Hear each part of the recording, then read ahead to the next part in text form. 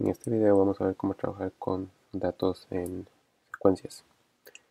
Vamos a ver cómo realizar las diferentes pruebas que se vieron en clase y voy a ahondar un poquito más sobre regresión. Entonces la primera prueba que hemos visto era la prueba de tendencia de Spearman, que lo que va a hacer es determinar si la longitud de los intervalos varía en el tiempo o espacio. O sea, si el tiempo que pasa entre un evento y otro para una misma serie, para un evento que es el mismo a través del tiempo o el espacio, si esa diferencia entre la aparición o ocurrencia de eventos varía. Entonces lo que tenemos es un vector donde tengo la ubicación de ese evento en el tiempo o espacio, y lo que voy a realizar es calcular esos intervalos de ocurrencia. Aquí lo realizo por medio de un for loop, donde agarro, primero creo el vector vacío, agarro de 1 a n-1, ahorita les explico por qué, y cada elemento del vector va a ser llenado de esta fórmula. Entonces, ¿qué es lo que estoy haciendo? Voy de 1 a n-1 porque aquí voy a compensar por ese último valor. Entonces, el primer elemento que voy a usar va a ser 1. Entonces, el elemento 1 de este nuevo vector va a ser el elemento de x 1 más 1, o sea, el 2, menos el 1. Este menos este. El elemento, entonces ya cuando terminamos con eso pasamos al 2. El elemento 2 de h va a ser el elemento 2 más 1, 3 de x menos el elemento 2. Y así voy sucesivamente hasta que llego a n-1, que digamos es 15. ¿Por qué? Porque voy a agarrar el 15 más 1, 16, que sería el total de elementos que tengo, y 16 menos 15. Y entonces es una forma de iterar, pero haciendo uso del mismo vector. Como estamos trabajando con la prueba Spearman, hay que rankear, hay que pasar esos datos a datos rankeados. Entonces aplicamos la función rank sobre ese nuevo vector de intervalos, y ya, había generado un vector de intervalos de 1 hasta n-1 cada uno. ¿Por qué hasta n-1? Porque si tengo 10 datos voy a tener 9 intervalos, ¿verdad? Por el efecto de borde. Entonces tengo el vector de número de intervalo consecutivo, que ya está por sí rankeado y no hay empates, y tengo el vector rankeado de los intervalos. Entonces con eso ya puedo aplicar la fórmula de Spearman para encontrar el coeficiente de correlación. Ahora también pudiera realizar la misma situación, el mismo cálculo, con la función core.test. Le paso los datos sin blanquear, le digo método Spearman, me da un coeficiente de correlación. Es muy similar, probablemente algunas diferencias numéricas, y me da un valor respectivo. De nuevo, este es un estadístico que no es ningún estadístico que hayamos visto, pero si le paso al core test los datos rankeados, que recordémonos, el i ya estaba rankeado, era simplemente el número de intervalo, y el vector de h rankeado, entonces de nuevo me da el mismo coeficiente de correlación, me da un estadístico t, y me da el mismo valor p. Parámetros 14 y un intervalo de confianza que ahora sí puedo utilizar junto con el valor p para determinar si hay una correlación o no. Y si hay una correlación, bueno, en este caso es positiva. Entonces, si hay una correlación positiva, quiere decir que los intervalos tienden a incrementar con el tiempo y es significativa. Y entonces, si hay una tendencia de los intervalos a incrementar con el tiempo o de distancia. La otra prueba que podemos tener es prueba de corridas, donde la idea es determinar si la secuencia es aleatoria o no. Aquí vamos a lo que se llama dicotomizar los datos. Tenemos datos en una secuencia que no necesariamente tiene que ser equidistante. Esto va a ser lo que va a diferenciar estas pruebas de secuencias de las pruebas de autocorrelación y correlación cruzada. Entonces tenemos una secuencia sobre una distancia de la densidad de un cuerpo de magnética, si no me equivoco. Entonces tenemos que determinar si hay una tendencia en esa variación de la densidad. Entonces podemos dicotomizar estos datos, por medio del criterio de la mediana. Entonces esto va a determinar si cada uno de estos datos está por encima o por debajo de la mediana. Y vamos a ver cuál es la mediana de 3.98. Entonces 3.57 es menor, sí, menor, menor, menor, menor, menor. Todos estos primeros vean que son menores, entonces tiene un valor negativo, un signo negativo. Después tenemos una serie de valores positivos y otra serie de valores negativos y terminamos con uno positivo. Entonces, perdón, terminamos con uno negativo, que este positivo que es este, negativo, negativo. Entonces este es un factor con dos niveles, positivo y negativo. Procedemos a hacer la prueba de corridas, que si no me equivoco está en el paquete de Stools, donde tenemos que darle ese vector dicotomizado. Tenemos que especificarle que no haga una corrección para que nos dé los mismos resultados. Entonces me da el número de corridas, cuántos hay positivos, cuántos hay negativos o viceversa. Creo que si m es negativo por ser el primer nivel. El estadístico, que sería un estadístico z, y un valor p. Entonces, ¿de dónde salen estos datos? Tenemos 7 corridas. 1, 2,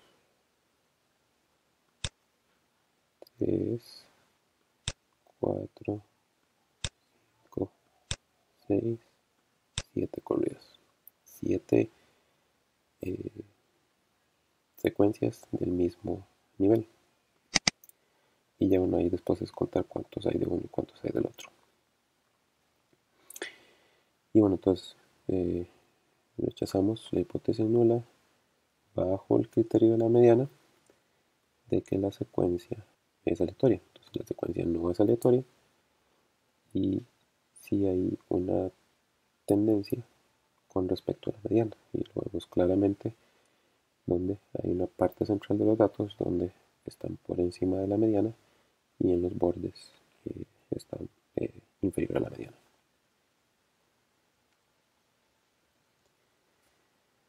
Para regresión, la idea es determinar si un modelo es significativo o no, o sea, si los coeficientes, y muchas veces nos enfocamos más en la pendiente, son significativos.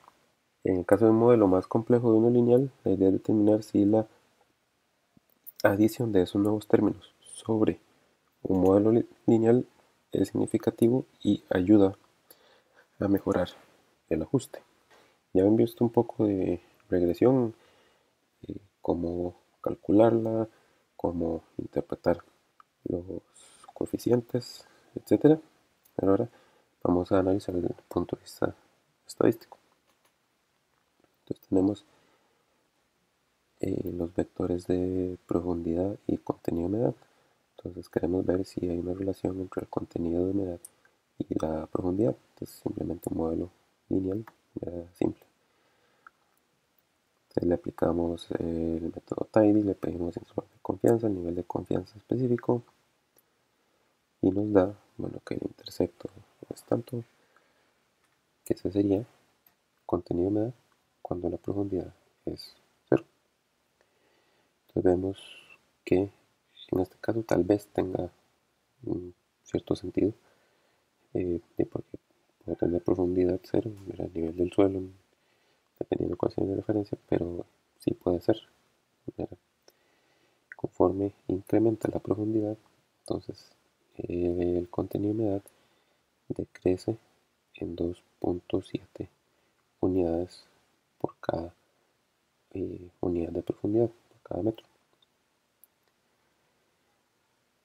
Tenemos un estadístico que es el T y tenemos un valor P. Entonces esto simplemente, este valor P lo que nos dice es si es diferente de cero. ¿Okay? Entonces los dos son diferentes de cero, son significativos y podemos verlo igual con el intervalo de confianza. Un intervalo de confianza que no incluye cero en ambos casos, aunque para un caso es positivo y para el otro es negativo, dado que la pendiente es negativa. Pero en ambos casos el signo de los límites del intervalo es el mismo. Entonces tenemos coeficientes significativos, especialmente la pendiente. Ahora podemos obtener parámetros de ajuste, el R cuadrado. Este es el estadístico F general para el modelo, que lo que hace es diferenciar este modelo del modelo de intercepto únicamente. Y bueno, tenemos el valor P y otros características, otros parámetros. Entonces vemos que este modelo explica aproximadamente un 79% de la variación en el contenido de humedad de acuerdo a cómo varía la profundidad. Ahora podemos agregar un término cuadrático, bueno, podemos agregar cualquier otro término, cualquier otra función. Entonces recordémonos, para agregar el término cuadrático agregamos la función identificadora, la variable en x al cuadrado. De nuevo le llamamos, hacemos un resumen ordenado y tenemos ahora intercepto, pendiente y pendiente cuadrado. Entonces de nuevo tenemos ahora un intercepto que nos dice que cuando la profundidad es cero, el contenido me da 117. Conforme, y aquí bueno, es más difícil interpretar estos valores cuando tengo términos cuadráticos. Lo que sí me interesa es ver si son significativos. Y bueno, igual se mantienen todos significativos, valores P bajos y intervalos de confianza que no incluyen a cero. Y vemos ahora especialmente que el R cuadrado pasó de un 79 a un 98%. Entonces con este nuevo modelo estamos explicando un 98% de la variación en el contenido de humedad de acuerdo a la profundidad. Aunque esto ya nos debiera decir, primero, que el coeficiente es significativo. Segundo, el R cuadrado incrementó sustancialmente. Y después podemos realizar una comparación ya más numérica, donde comparamos cómo es que cambia el modelo al agregarle ese término adicional. Vean que el valor f de mi modelo cuadrático en general es 115, pero simplemente por la adición de ese término, ahora el modelo 1, modelo 2, tengo una disminución significativa en la suma de cuadrados, tengo un valor f bastante alto y un valor p significativo, Entonces esto nos dice que precisamente la adición de ese término cuadrático ayuda al ajuste.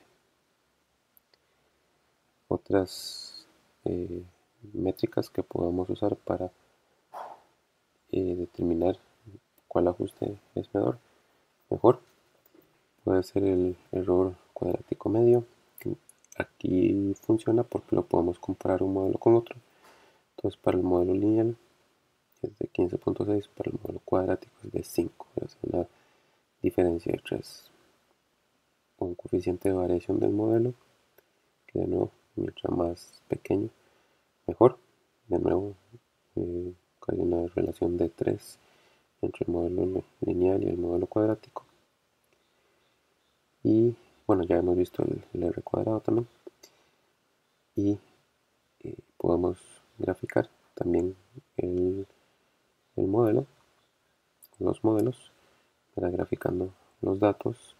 Grafico como punto, le agrego las dos líneas de tendencia, una lineal, recordando que el truco de que si le pongo en la estética el color igual a un nombre, ese nombre es el que me va a aparecer en la leyenda.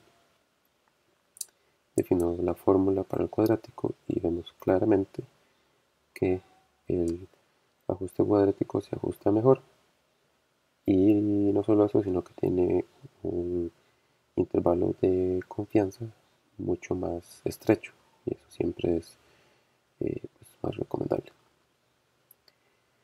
Por último, podemos graficar, ¿verdad?, cada uno de los modelos por aparte con esta función, donde se va a graficar la profundidad en ese modelo lineal. Puedo agregarle los valores crudos, los valores eh, iniciales, ¿verdad?, con los que calculé el modelo. Entonces sería mi modelo lineal y mi modelo cuadrático. De nuevo vemos ese mejor ajuste. Y de igual forma podríamos, en este caso sí puede ser bastante eh, provechoso.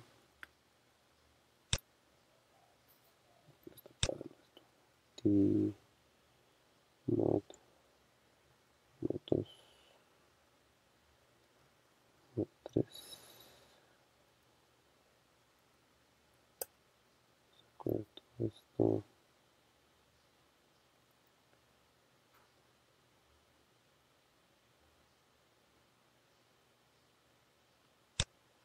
Guardamos,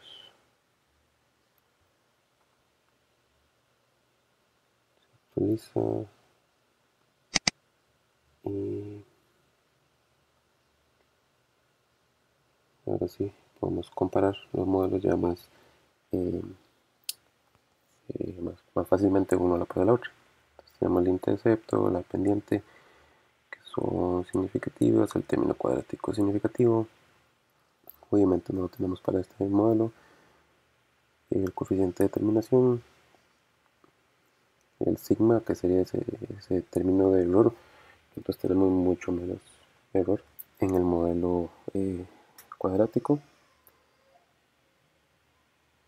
Y tenemos además el error absoluto medio, el error absoluto porcentual medio, el error medio y el error cuadrático medio.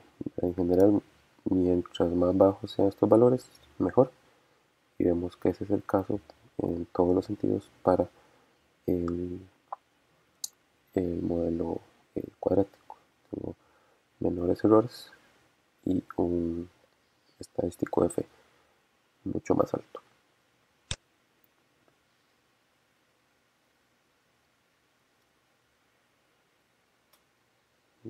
¿Por qué no me dicen los gráficos?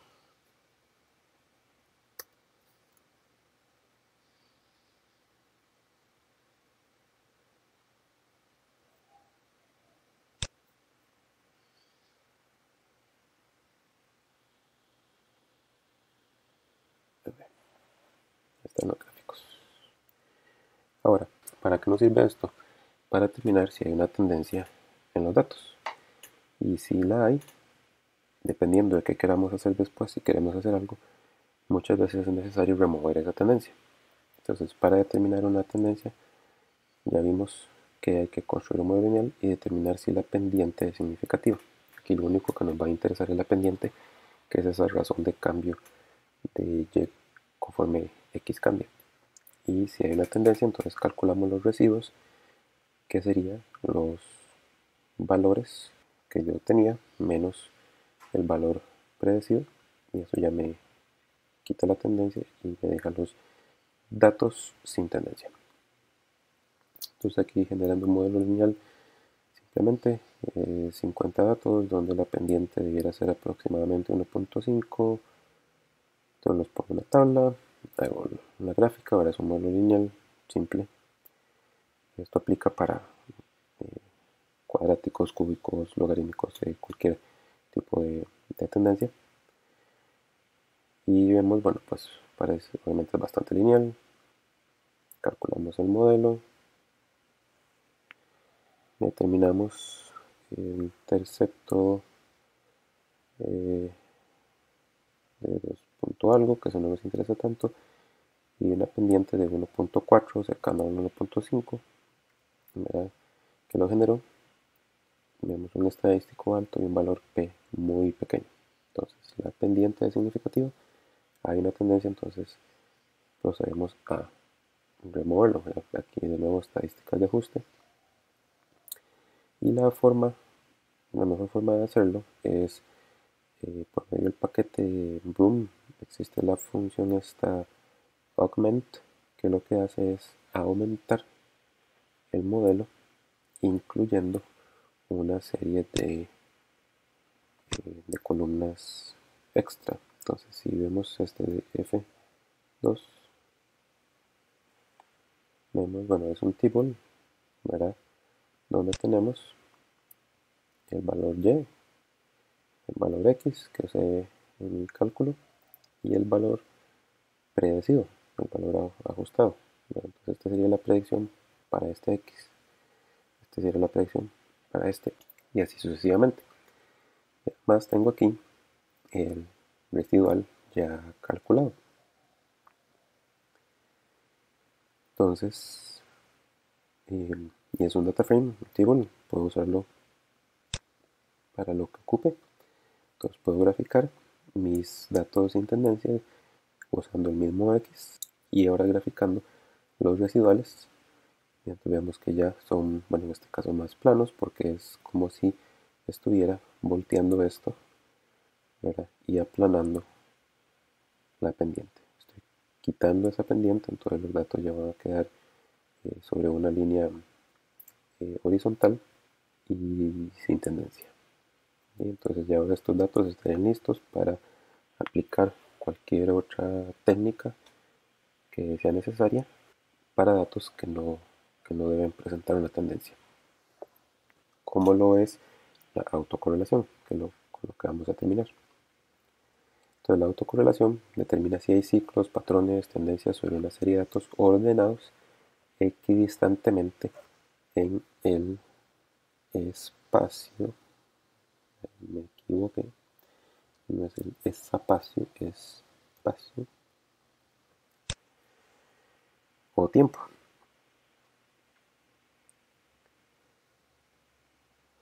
Entonces aquí vamos a unas series que ya están por defecto en R, ya son series temporales.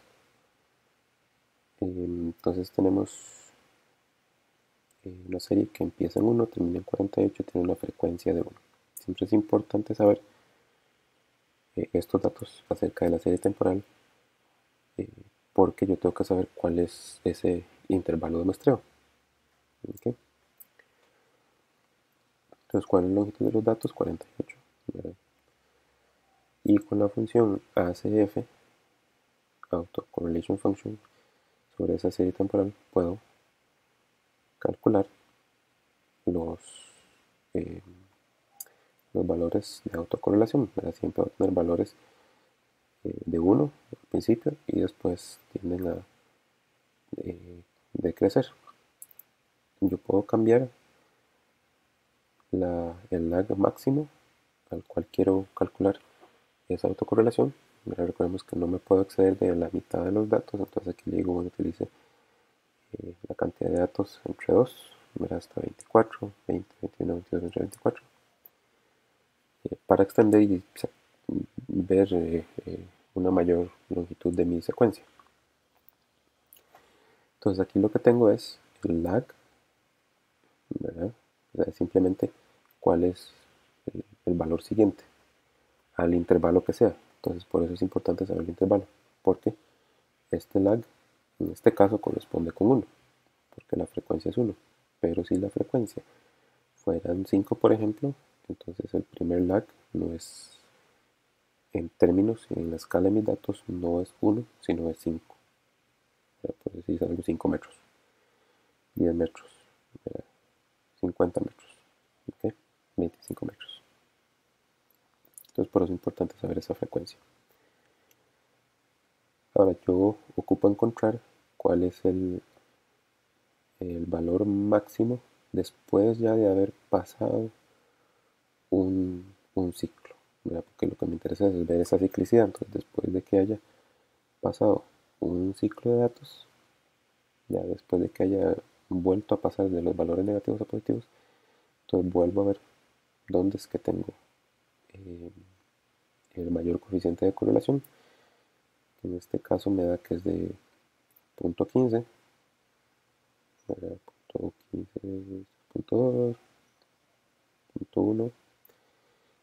Entonces esto es lo que hace esta pequeña función, y este otro lo que hace es encontrar en qué posición, a qué lag ocurre el valor máximo de autocorrelación. Entonces me dice lag 16, entonces vemos que este es el valor máximo. Entonces ya con eso procedo a calcular el test de significancia, la prueba de significancia, donde ocupaba ese valor máximo de autocorrelación y el lag al que ocurría. Entonces me da un z de 0.89. Así recordamos, un z para que sea significativo tiene que estar por encima de 1.96. Entonces claramente no hay una autocorrelación, y bueno, eso está ejemplificado por estas líneas punteadas, que si alguna de las barritas pasara o cruzara la línea punteada, entonces me diría que si hay una autocorrelación a ese lag. En este caso no. Ahora esta otra serie temporal son muertes por mes por año. Entonces tengo 72 datos, tengo con una frecuencia de 12 cada año, 12 meses. Entonces aquí le realizo la función de autocorrelación de nuevo, le ajusto la diferencia, lag máximo. Digamos que en este caso sí hay una clara ciclicidad en los datos, ¿verdad?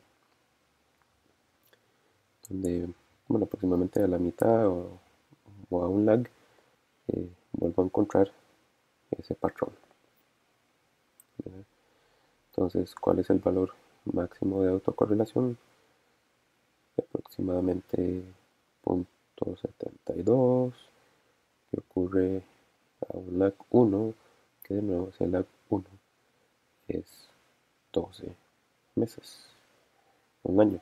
Entonces, si nos vamos a los datos, por ejemplo, vemos que los valores de enero de cada año están relativamente juntos, relativamente similares, valores altos, y para más o menos junio, julio tenemos los valores más bajos, y de nuevo, en general, cada julio de esos años tuvimos valores bajos. Entonces vemos que hay una ciclicidad año con año de lo que pasa en cada mes. Entonces procedemos a calcular el z, que en este caso nos da 6.22, y que por supuesto es mucho mayor al 1.96.